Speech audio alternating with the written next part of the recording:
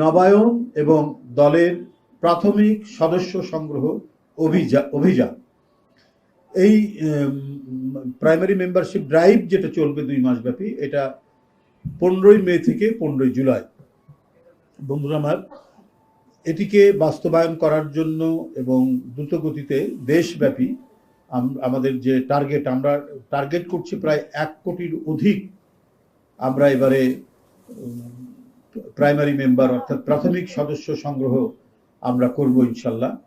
তো সেই ক্ষেত্রে আমাদের যে কেন্দ্রীয় যে সাব কমিটিটা এখানে কাজ করছেন, বিশেষ কমিটিটা এখানে কাজ করছেন, তারা এ বিষয়ে গুরুত্বপূর্ণ ভূমিকা রাখবেন বলে আমরা আশা রাখি। প্রাইমারি মেম্বার হবেন, প্রাথমিক সদস্য যারা হবেন, তাদেরকে এই ফর্মটা পূরণ করতে হবে। এই ফর্মটা পূরণ করে তারা রসিদ নিয়ে তারা যাবেন আর কি। তারপর সেরকম হলে আমরা যাচাই বাছাই করবো। এটা আরও উদ্ধত নেতৃত্ব, আমাদের দলের সম্মানিত ভারপ্রাপ্ত চেয়ারম্যান, পার্টির মহাসচিব, ওনারা এর বিষয়ে আরও পরবর্তী কোনো নির্দেশ যোগ করতে হলে তারা দেবেন, সেটাকেও আমরা এর মধ্যে নিব।